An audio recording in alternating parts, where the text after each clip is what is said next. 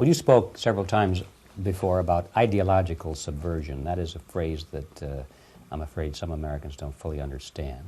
When the Soviets used the phrase ideological subversion, what do they mean by it? Ideological subversion is the process which is legitimate, overt, and open. You can see it with your own eyes. All you have to do, all American mass media has to do, is to unplug their bananas from their ears, open up their eyes, and they can see it. There is no mystery. There is nothing to do with espionage. I know that espionage intelligence gathering looks more romantic. It sells more deodorants through the advertising, probably. That's why your Hollywood producers are so crazy about James Bond type of thrillers. But in reality, the main emphasis of the KGB is not in the area of intelligence at all. According to my opinion and opinion of many defectors of my caliber, only about 15% of time, money, and manpower is spent on espionage as such. The other 85% is a slow process which we call either ideological subversion or active measures, активные мероприятия in the language of the KGB, or psychological warfare. What it basically means is to change the perception of reality of every American to such an extent that despite of the abundance of information, no one is able to come to sensible conclusions in the interests of defending themselves, their families, their community, and their country. It's a great brainwashing process which goes very slow, and it's divided in four basic stages. The first one being demoralization. It takes from 15 to 20 years to demoralize a nation. Why that many years?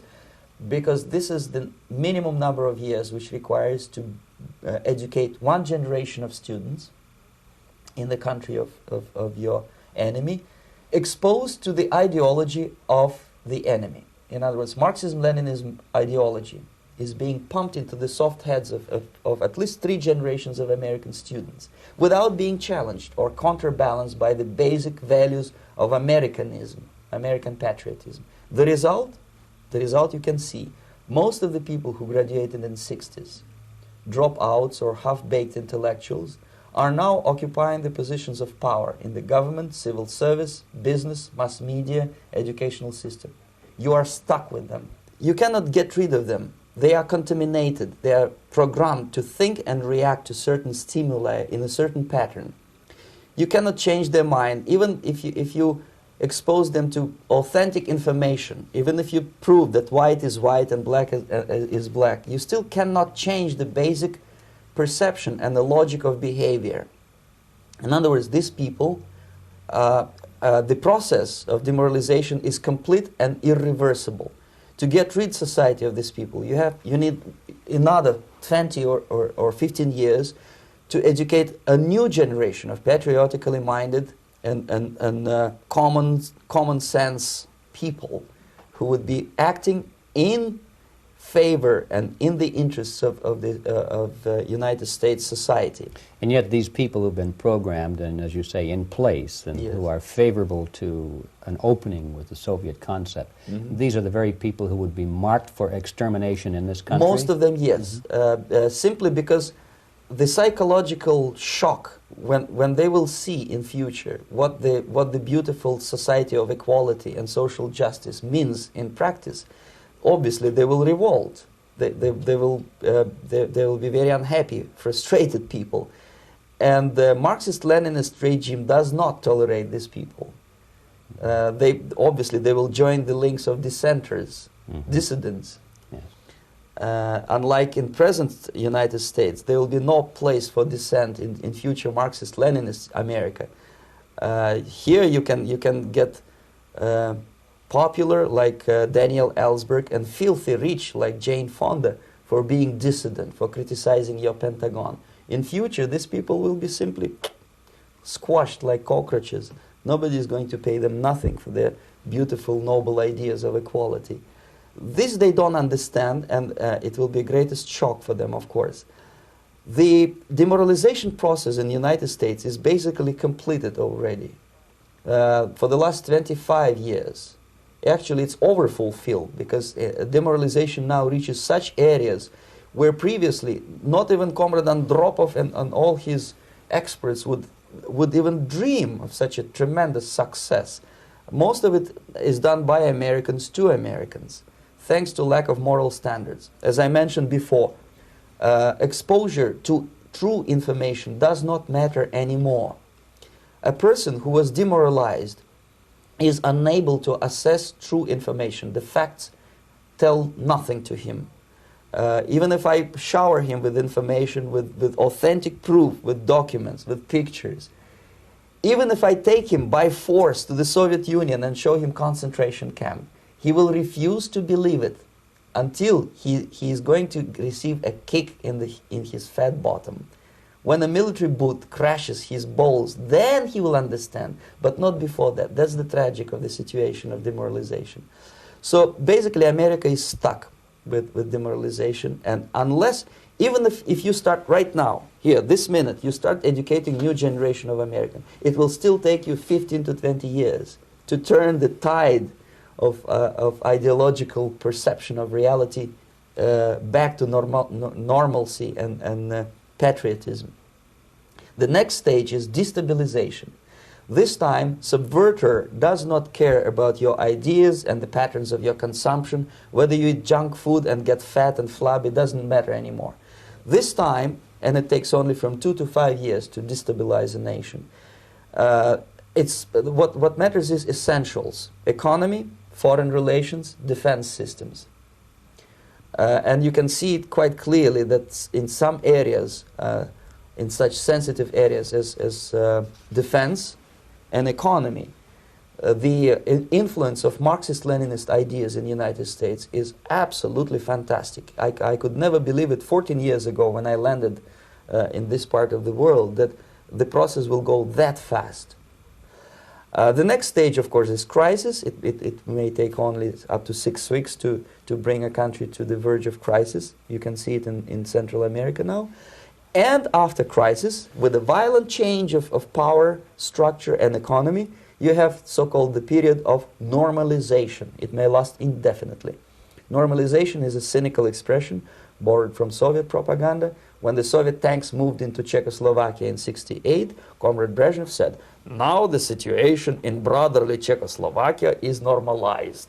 This is what will happen in the United States if you allow all these schmucks to bring the country to crisis, to promise people all kind of goodies and the paradise on earth, to destabilize your economy, to eliminate the principle of free market competition, and to put a big brother government in Washington, D.C., with benevolent dictators like Walter Mondale, who will promise lots of things, never mind whether the promises are fulfillable or not.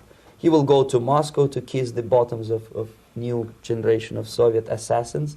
Never mind. He will create false illusions that the situation is under control. Situation is not under control. Situation is disgustingly out of control. Most of the American politicians, media, and educational system trains another generation of people who think they are living at a peacetime. False. United States is in the state of war, undeclared total war against the basic principles and the foundations of this system. And the initiator of this war is not Comrade Andropov, of course. It's the system. However ridiculous it may sound, the world communist system or the world communist conspiracy, whether I scare some people or not, I don't give a hoot. If you are not scared by now, nothing can scare you. But you don't have to be paranoid about it. What actually happens now, that unlike myself, you have literally several years to live on unless the United States wake up. The time bomb is ticking. With every second, the disaster is coming closer and closer. Unlike myself, you will have nowhere to defect to, unless you want to live in Antarctica with penguins. This is it. This is the last country of freedom and possibility. Okay, so what do we do? What is your recommendation to the American people? Well, the immediate thing that comes to my mind is, of course, There must be a very strong national effort to educate people in the spirit of real patriotism, number one. Number two, to explain them the real danger of socialist, communist, whatever, welfare state, big brother government. If people will fail to grasp the impending danger of that development, nothing ever can help United States. You may kiss goodbye to your freedom, including freedoms to homosexuals, to prison inmate. All this freedom will vanish, evaporate in 5 seconds, including your precious lives. The second thing, the moment at least part of United States population is convinced that the danger is real, they have to force their government. And I'm not talking about sending letters, signing petitions, and all this beautiful, noble activity. I'm talking about forcing United States government to stop aiding communism. Because there is no other problem more burning and urgent than to stop the Soviet military-industrial complex from destroying whatever is left of the free world. And it is very easy to do. No credits, no technology, no money, no political or diplomatic recognition, and of course no such idiocy as grain deals to USSR. The Soviet people, 270 millions of Soviets, will be eternally thankful to you if you stop aiding a bunch of murderers who sit now in Kremlin and whom President Reagan respectfully calls government. They do not govern anything, least of all such complexity as the Soviet economy. So basic, two very simple, maybe too simplistic answers or solutions, but nevertheless they are the only solutions. Educate yourself, understand what's going on around you. You are not living at the time of peace. You are in a state of war, and you have precious little time to save yourself. You don't have much time, especially if you are talking about young generation. There's not much time left for convulsions and sexual masturbation to the beautiful disco music. Very soon it will go, just overnight. If we are talking about capitalists or wealthy businessmen, I think they are selling the rope on which they will hang very soon.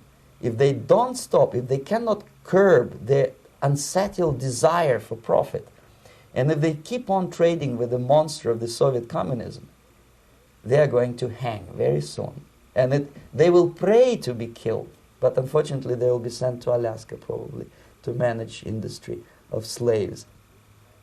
It's simplistic. I know it sounds unpleasant. I know Americans don't like to listen to things which are unpleasant. But I have defected not to tell you the stories about such idiocy as microfilm, James Bond type espionage. This is garbage. You don't need any espionage anymore. I have come to talk about survival. It's a question of survival of this system. You may ask me, what is it in for me? Survival, obviously, because unlike, as I said, I am now in your boat. If we sing together, we'll sing beautifully together. There is no other place on this planet to defect to.